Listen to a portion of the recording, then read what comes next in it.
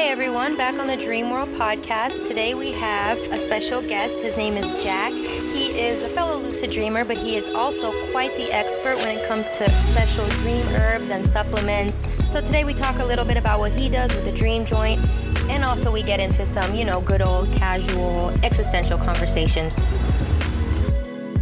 Yeah, right. So the supplements and herbs are my focus right now.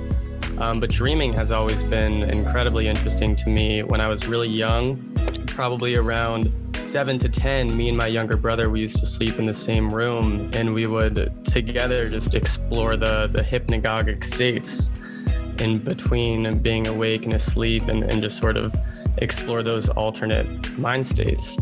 And it wasn't until I got a little bit older until I realized that wasn't a thing that most people did. So I guess I forgot to introduce myself there. I'm Jack, and I'm 25. I'm from Massachusetts. Great to have you, Jack. And that's awesome that you had that experience with your brother where you guys could bounce off each other's dream experiences. That's actually a really good technique, using partner to kind of explore the boundaries of how long you could really stay awake and start talking to each other through the border of consciousness. Yeah, so we would just talk about the experiences that we would have. For instance, as I would go to bed, we would try to stay up or stay conscious for as long as we can. And it wasn't until I was a bit older that we realized that was known as the wild method. So when I was a lot younger, probably in early high school, I used to start experimenting with Calea zacatechichi, which is one of the most ubiquitous dream herbs. I'm sure a lot of the listeners have heard about that. And I used to mix that in with the other herbs that I was smoking at the time. And it was just really cool to realize that certain things could influence dreams outside of normal things, like what time you go to bed and all that. And looking into the history was also very interesting as well. So for a while, Calea zacatechichi was the only dream herb that I knew about. And it wasn't until about 2 years ago that I found out that there were other herbs as well that could influence dreams. And at that point, I just got more. I got a sample of each one, including blue lotus flower and mugwort, and tried them all and found that they all had sort of different but similar effects. So they each have, I guess you could say, a different character to them, and it depends on how much you individually get into the whole plant spirit side of it. But I find that each of them have a sort of a different character. For instance, Calea zacatechichi for me is a little bit more of a sort of mystical, almost dark shamanistic undertones that usually result in very, very extreme dreams for me that weave together very vividly. While blue lotus flower provides a bit more of a gentle, warm, sort of more sensual dream experience. So each of them, affect dreams, and I find that all of them makes them more vivid, but in different ways. How are those different from because I know they have natural herbs and they have some supplements with different stuff in them. Do you ever experiment with that kind of stuff too? Or are you just more on the herb side? Yeah, I've mainly been more into the herb side. I actually haven't tried many of the other supplements, but I know that, for instance, I think galantamine is one of them. I have been interested to try those out just to see the effects, but as of right now, the natural products are really what are piquing my interest. Yeah, that's really nice. I actually haven't tried any pure herbs by themselves, but I have experimented a little bit with a supplement called Dream Leaf. Found it on Amazon, and I had read a lot of good reviews about it, but it does have mugwort in it. It also has valerian root, which is also pretty well known for anxiety and stuff.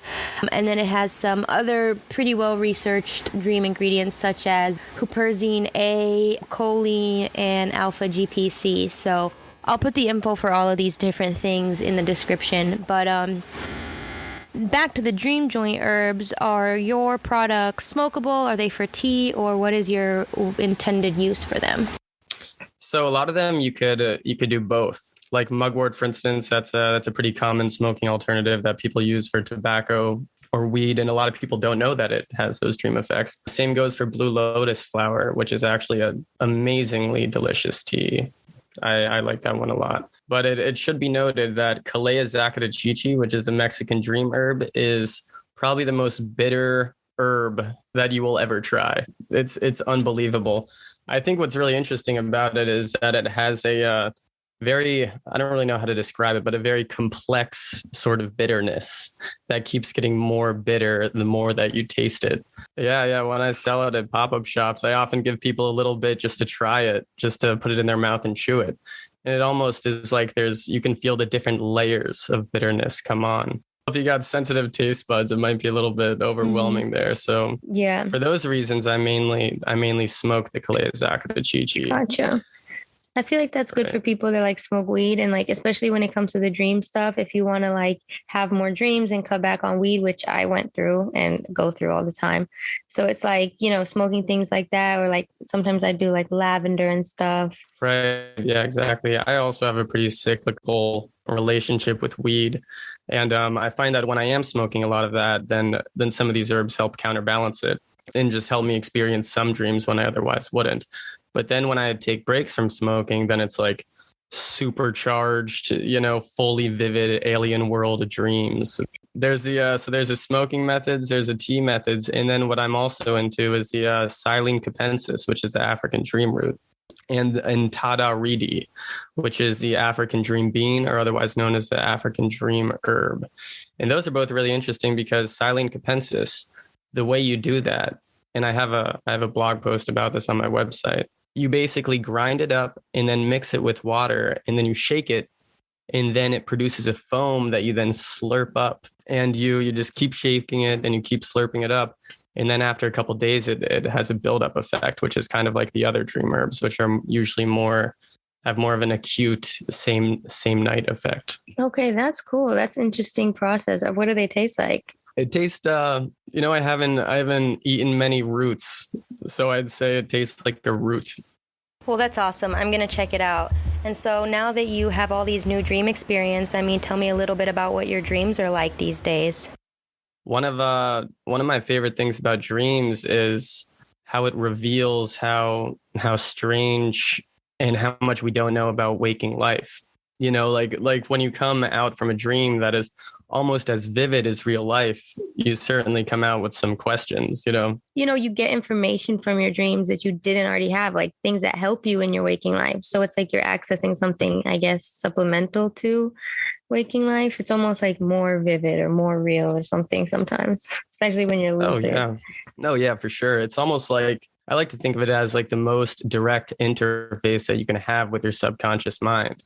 Because throughout the day when you're awake, it's sort of like you get these little insights from time to time where it feels like little like messages or just sort of like intuitive little moments where it feels like your deeper self is talking to you. But in a dream, it's like there's pretty much no barrier. You're just right there in it for better or for worse, which I think has a potential to be a incredibly profound experience.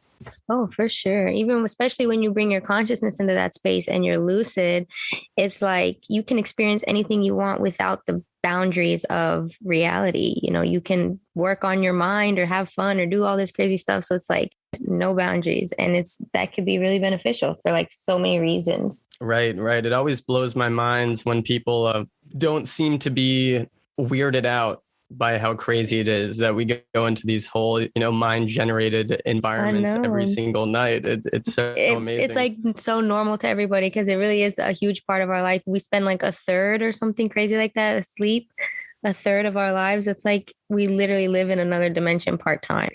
A lot of the times it seemed like our dreams are totally based in this reality, but sort of secondary. But other times, I don't know if you've had this experience, but it sort of feels like something comes from outside a little bit.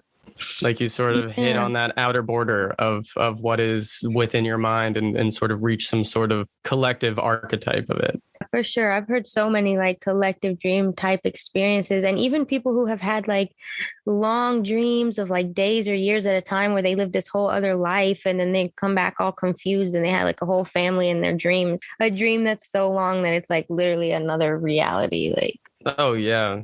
Like when I wake up from a really, really long, vivid dream like that, it almost suggests to me that even waking life has an aspect of the mind generating it. if you know what I mean. I think about that all the time. It's like there's just more of a delay, I think. Like Hmm. when we're dreaming, like we manifest things instantly, and we know everything that we think is going to reflect in our dream experience. It's the same thing in our waking life, but maybe just not as instant. There's like a buffer period, but our mind really does create our reality. Like, Wow, that's really interesting. I've never really thought of that in terms of like a buffer aspect, because I know, of course, about how what's in your mind definitely does attract things in your reality, but it does have that sort of delay.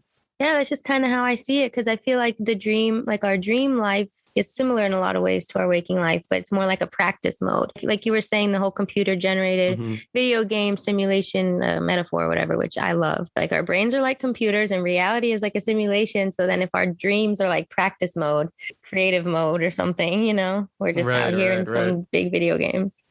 Yeah, like waking up, it's like my mind could create that entirely vividly complex environment. So why not this one, But on a more Yeah. sort of collective, everybody doing it at once sort of way, almost like a That's the part. multiplayer. Yeah, exactly. Yeah, it just leaves us with so many more questions than we have answers for. And I think Yeah. that's so cool because it's the mystery of not knowing. I think that makes life so interesting. Yeah, I kind of just had the realization of like, if we understood everything, it would defeat the purpose of life. Like, that's like knowing Yeah, the end yeah. of how to beat a video game. Like, we can't just know that. For sure. It almost seems like we're not really, supposed to get to like the Exactly. point that a lot of us are trying to find. It's something about sort of like clawing at the fringes of our existence, with a lot of people being interested in all of these sort of abstract things like lucid dreaming and psychedelic states of consciousness. And Exactly. Yeah, that's what got me into it. Even before I had any psychedelic experiences at all, just off of wondering what my existence meant and what my dreams meant. And like, I remember having these questions as like a really young child and not understanding what the questions meant that I was asking. And then I'm just getting right, more right. obsessed with it. And I feel like more people are having that awakening of like, what are we really doing here? What is this? Yeah, totally. It's almost like my initial lucid dream experiences as a child were like precursors to getting interested in psychedelics and all of that. I don't know, like we grew up thinking like, oh, drugs are bad. This is don't smoke, like all this stuff. And it's like, and then you grow up and you realize like there's a tool for everything and there's a purpose for everything. And like if you need some sort of, guidance or spiritual healing, like, these things are just like, I guess getting more normalized. Like little did I know that when I was a little kid, I was basically blasting off on DMT every night when I closed my eyes, Well, exactly. Yeah. Newborn babies release like the highest amounts of DMT ever in their entire life. And I think when you die, right? One time a little bit back when I potentially maybe did some DMT, there was this sort of initial experience and feeling that was just like, wow, I have done this so many times before, but that was the first time that I did it. You know what I mean? Yeah, it's definitely a familiar feeling. It's like we're here to remember something of like what we were before. It's very interesting that we sort of forget in that case. Talking about incredibly vivid and confusing dreams, that reminds me of how the other day I woke up. It was just like 20 minutes of confusion when I first woke up because it was like I came from a Huck Finn type adventure that lasted so many hours in my dream, and it wasn't even like the normal, you sort of flash and you're in a different scene and you just sort of go with it. It was like it was all bridged together like a beautiful storybook that was riddled with personal metaphors pertaining to my life, and it was just so insightful. It was like whoever designed this just has an impossibly vivid imagination. Yeah, well, I guess it was you. And I've had dreams like that too. And they always feel so interesting. It's like you wake up and you're still in the same like strip of dreams and it's just like ongoing and ongoing. And I remember those have been like some of my favorite, most legendary ones. You write down all your dreams, like you keep a dream journal? Yeah, I go in and out of phases of keeping a dream journal. And when I do, it's just so clear how quickly it becomes more and more vivid, spiraling into like full storylines after a week or so. Yeah, it really is powerful keeping a dream journal. I think a lot of people don't understand that that's like a really good place to start, if you just want to remember your dreams more. Yeah, absolutely. And looking back in dream journal entries from the past is also so interesting, because there might be sort of metaphors pertaining to things I was dealing with at the time that I didn't quite understand. But then looking back with that, future insight, it's just like, oh my God, my dreams were spot on and sort of trying to get through to me a little bit. Yeah, for sure. And even like making connections with things of the future that you didn't really know what they meant at the time, which is always kind of crazy. And just forming like patterns of things, which really help to just understand what's going on in your mind better. Have you or somebody that you've talked to on this podcast ever experienced sort of premonition type dreams? Yeah, as a matter of fact, a lot of people do. Like, I want to say, I think the statistic is like 60% of the people have premonition dreams, myself included, even on small random things. Like, and this happened to my brother. I'll give his example. He had a very random dream of a very specific interaction at soccer practice where he was yelling at his coach, which they never get into it. Just the most random thing. Like he walked off the field a certain way, and maybe like a couple weeks later, they got into that exact same argument, exact same position, exact same everything, how it went down in his dream. And it wasn't until that moment that he realized it was a premonition dream, down to more severe experiences like premonitions of robberies and deaths and things like that from other people that I've talked to. It happens quite a lot, even just random things. So it makes me wonder, like, it must be some sort of, like you said earlier, like we're accessing just like this field of like the past, the present, the future, the everything that's kind of like, here to prepare us. I don't think we should like get scared or freak out. Yeah, absolutely. And if everything is totally connected, like I believe it is, I don't see why it wouldn't be able to tap into the past and future, especially since, this is just sort of the classic, trippy reality conversations, but they are very relevant about how time just sort of exists within our mind. And it's funny because it is trippy, but it's not even just trippy existential conversation. I mean, it's actually science. Like, time goes faster the farther away you are from the Earth. It's the effect known as gravitational time dilation. And on different planets with more gravity or stronger gravity, the fabric of space-time curves and time literally moves at a different pace, and we literally age slower or faster depending on gravity. So that's just so confusing as it is. Right. It's so it's so interesting that we take stuff like that for granted, how it's pretty much like the going thought, like there is time passes normally.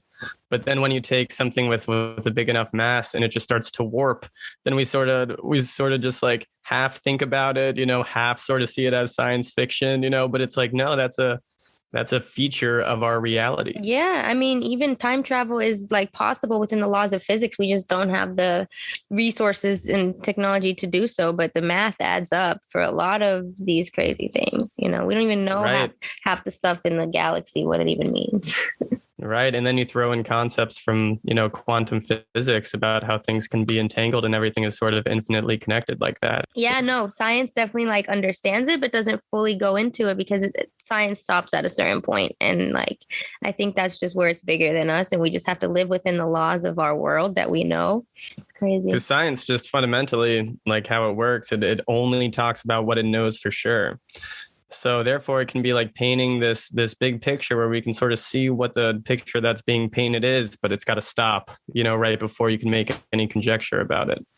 But yeah, it just really all boils down to like that everything is relative, time is relative, but even the things that are fake and they're real at the same time because our experiences are real. Like within our reality, we experience time in a linear fashion. So I guess even though it's all fake, which it gets people all existential, like to a degree, we still have to do the groundwork.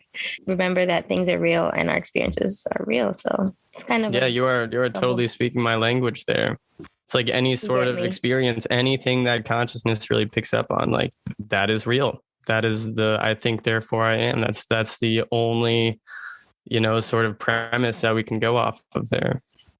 Well, also, I just wanted to mention that that I'm a musician. I have some albums out, and dreams are just such a interesting tool in that way because very often I wake up with melodies, and there's been times that I've even watched full concerts in my dream with, different musicians. And it's just like watching a real time creation that it's like, I can even make this when I'm awake, but here I am like creating all the different instrument parts and tuning into each one of them individually. I wake up with certain melodies and I'm like, I got to hold on to that one. But it's just Cool. sort of like tapping into that, that sort of infinite creative energy that I assume is the same energy that creates us all. Exactly. Everything, like you said, comes from some source. And we're just like little like drops of an ocean, I guess, experiencing our own reality. Exactly. And the fact that so many people get to these sort of thoughts independently. Like you could get there from lucid dreaming, you can get there from meditating, you can get there through little Easter eggs placed around our reality in the form of psychoactive plants. That's so true. And that's why I encourage people to really find their own practice and find what works for you, because there's so many different tools and ways to raise your consciousness and understand life deeper. Like you said, there's so many different things you can do. Lucid dreaming is just one of them. But going back to the Dream Joint, I really do want to hear a little bit more about your company and what it does.